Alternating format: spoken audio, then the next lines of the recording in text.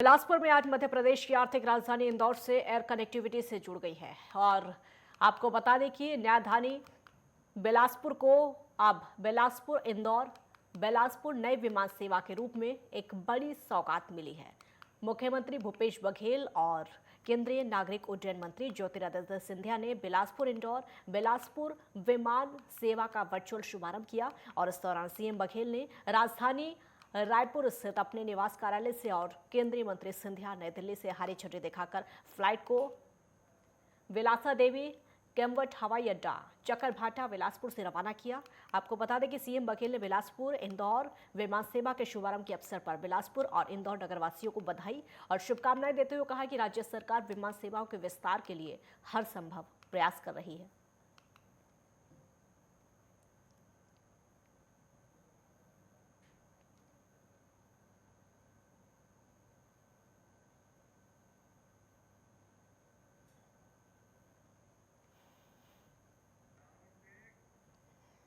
रायपुर में सीएम भूपेश बघेल की पहल पर छत्तीसगढ़ के पारंपरिक खेल गतिविधियों को ग्रामीण और नगरीय क्षेत्रों में ग्रामीणों को प्रोत्साहन करने के लिए छत्तीसगढ़िया ओलंपिक खेलों का आयोजन किया गया और पहली बार 6 अक्टूबर 2022 से 6 जनवरी 2023 तक इसका आयोजन किया जा रहा है।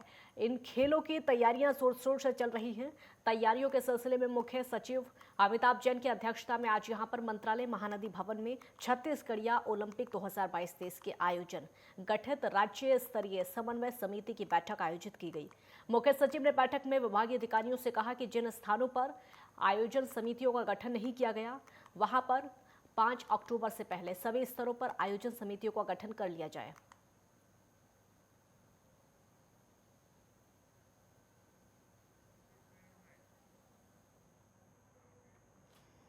दंतेवाड़ा में बीजेपी और उसकी अनुसूचित जनजाति मोर्चा की तरफ से प्रेस वार्ता आयोजित की गई। इसमें बीजेपी प्रदेश महामंत्री ने कहा कि आदिवासियों के 32% आरक्षण पर कांग्रेस सरकार की नाकामी के गंभीर दुष्परिणाम अब सामने आने लगे हैं। बीजेपी का कहना है कि बस्तर, सरगुजा और बिलासपुर संभाग में 2012 से तृतीय और चतुर्थ श्रेणी के रिक्तियों में जो स्थानीय निवासियों द्वारा ही भरा जाना अनिवार्य था, उसको भी अब इस कांग्रेस सरकार ने आदेश निकालकर छीन लिया है। बीजेपी ने कांग्रेस पर आरोप लगाया कि वो आदिवासियों के कल्याण, उनके उत्थान का विरोधी है। पिछले 4 सालों में छत्तीसगढ़ की जनता ये जान चुकी है। कांग्रेस पार्टी सरकार बनने के बाद जिस तरीके से हमारे आदिवासी समाज पे लगातार एक पे एक कुठाराघात कर रही है, उसको लेकर के हमारा आदिवासी समाज आंदोलनरत है। हमारे समाज के साथ में उनके आरक्षण को लेकर के जिस तरीके से इस सरकार ने उसका डिपेंड नहीं कर पाई और हाई कोर्ट से जो फैसला आया है 19 सितंबर को, वो हम सबके लिए दुर्भाग्य का विषय है। सरकार कहीं ना कहीं से ये चाहती है कि हमारे आदिवासियों का आरक्षण खत्म हो और इसके लिए हमारे आदिवासी समाज आंदोलनरत है। रायपुर में सार्वजनिक दशहरा उत्सव समिति का आयोजन किया गया और सार्वजनिक दशहरा उत्सव समिति रावण भाटा के तत्वाधान में हर साल की तरह इस साल भी रावण दहन कार्यक्रम का आयोजन 5 अक्टूबर को किया जाएगा। रावण भाटा मैदान में आयोजित होने वाले इस कार्यक्रम का अपना ऐतिहासिक महत्व है। 1610 बिंबाजी राव और बलभद्राचार्य के प्रयास से स्थापित इस पौराणिक ऐतिहासिक दूधाधारी मंदिर का सांस्कृतिक सरोकार बहुत प्राचीन और रोचक है। समिति के संयोजक सुशील ओझा ने बताया कि दूधाधारी मठ रावण भाटा दशहरा उत्सव समिति की तरफ से इस साल भी भव्य दशहरा उत्सव का आयोजन किया गया।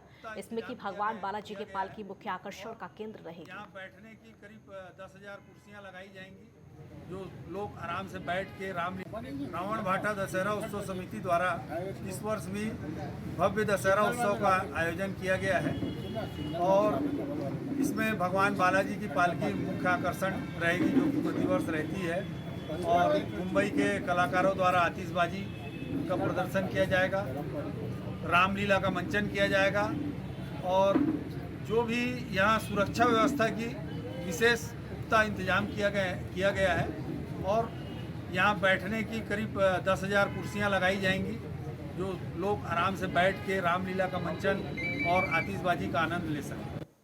शारदीय नवरात्र की आहा सप्तमी तिथि पर माई दंतेश्वरी के दर्शन करने के लिए शहर से माता के भक्तों का जत्था दंतेवाड़ा के लिए रवाना हुआ और माई दंतेश्वरी मंदिर प्रांगण से दंतेवाड़ा के लिए रवाना हुए माता के भक्तों के जत्थे का नेतृत्व सनातन क्षेत्रीय मंच ने किया। इसके लिए सक्षम के सदस्यों ने पूरी तैयारी की, जिसमें तकरीबन 150 से ज्यादा भक्त एक साथ बाइक रैली निकालकर दंतेवाड़ा पहुंचे। इस दौरान जहां पर भक्त माता के जयकारे लगाते हुए बाइक रैली में शामिल हुए, वहीं रास्ते में चल रहे पदयात्रियों की सेवा करते हुए आगे बढ़ते चले गए और माई दंतेश्वरी के दर्शन के लिए दंतेवाड़ा स्थित माता के शक्तिपीठ तक बाइक रैली निकालने की योजना सक्षम ने तैयार की थी। इसमें युवाओं ने अपना योगदान दिया।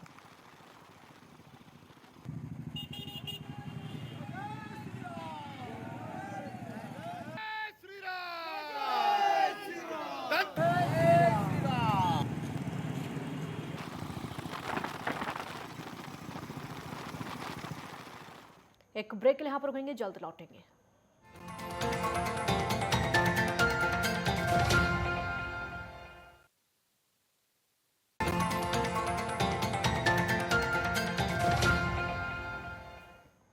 ब्रेक के बाद एक बार फिर स्वागत है आपका। शारदीय नवरात्रि की सप्तमी तिथि, जिसको कालरात्रि भी कहा जाता है, इस दिन भी श्रद्धालुओं की भक्ति का अद्भुत नजारा एक बार फिर से देखा गया। पिछले 2 सालों से कोरोना काल में रतनपुर महामाया देवी मंदिर में जारी निषेध की वजह से श्रद्धालु पदयात्रा करते हुए रतनपुर नहीं जा पा रहे थे, लेकिन इस साल कोरोना का प्रभाव काफी हद तक कम हो जाने के बाद मिली राहत से भक्तों में जबरदस्त उत्साह देखा गया। शाम ढलते ही श्रद्धालु रतनपुर की ओर रवाना होते हुए नजर आए और यहां पर भक्ति का अद्भुत नजारा देखने को मिला।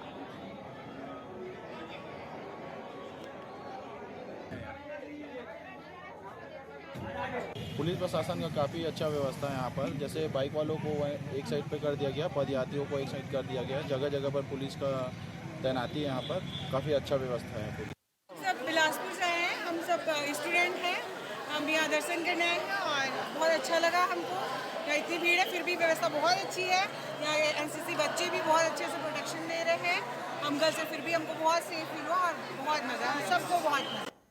सुकमा जिले के कोंटा शहर में नवरात्रों की धूम है और यहाँ के प्रसिद्ध मणिकेश्वरी मंदिर में गरबा नृत्य का आयोजन किया गया, जिसमें कि बच्चों से लेकर हर वर्ग लोगों ने वहां पर भाग लिया और कार्यक्रम में पहुंचे स्थानीय बच्चियों ने भरतनाट्यम का सुंदर प्रदर्शन करके सभी का मन मोह लिया। वहीं दुबे एंड पार्टी की महिलाओं ने देवी मां के सभी रूपों को नृत्य के जरिए प्रस्तुत किया, जिसको जनता ने खूब सराहा। यहाँ पे कोंटा के जो अंतिम छोर है छत्तीसगढ़ का मणिकेश्वर मंदिर, यहाँ का बहुत पुराना मंदिर है और यहाँ पे लगातार नवरात्रि में 9 दिन माता की सेवा चौकी होती है और आज इसी तारतम्य में सप्तमी के गरबा नाइट्स आयोजन किया गया है, जिसमें सभी महिलाओं ने, कोंटा के सभी स्थानीय महिलाओं ने बढ़ चढ़ कर हिस्सा लिया है और आगामी कल नवरात्रि में अष्टमी के दिन हवन पूजन और नवमी के दिन कन्या भोजन और दशहरा दशमी के दिन मनाया जाएगा। वैसे तो आज हमारे मणिकेश्वर स्वामी जी के प्रांगण में बहुत ही सुंदर हमारे यहाँ डांडिया गरबा महारास का आयोजन किया गया था, जो हमारे दुर्गा समिति की ओर से बहुत सुंदर शानदार कार्यक्रम का आयोजन किया गया था, जिसमें हमारे कोंटा नगर वासी के सभी महिलाएं, बच्चे और भी बहुत सारे लोग थे जो जिनके माध्यम से सुंदर सुंदर कार्यक्रम प्रस्तुत किया गया था, जिसमें बहुत ही सुंदर आनंद आया है और सभी लोगों ने मिल करके पूरा नगरवासी यहाँ पर सम्मिलित हुए थे और सभी नगरवासी यहाँ पर आकर के इस महारास का सुंदर सा आनंद लिए हैं। मेरे को तो अच्छा लगा, पहली बार करी हूँ, कभी करी नहीं हूँ। माता रानी का कृपा से मेरे को मन में लगा कि मैं काली माँ बनूंगी, तो मैं बन गई। विश्व प्रसिद्ध बस्तर दशहरा में हर रस्म अपने आप में कुछ खास होती है। 75 दिनों तक चलने वाले इस पर्व में रस्मों रिवाज और पुरातन काल से चली आ रही परंपरा का निर्वहन आज भी किया जा रहा है। आज बस्तर दशहरा पर्व की एक और महत्वपूर्ण रस्म बेला पूजा अदा की गई और इस रस्म में बेल वृक्ष और उसमें एक साथ लगने वाले 2 फलों की पूजा विधि विधान से संपन्न हुई। ऐसे इकलौते बेल रस्म को बस्तर के लोग अनोखे और दुर्लभ तरीके से मनाते हैं। शहर से लगे ग्राम सरगीपाल में सालों पुराना एक बेल वृक्ष है और इसी बेल वृक्ष और जोड़ी फल की पूजा करके अर्चना परंपरा के अनुसार यहाँ पर संपन्न की जाती है।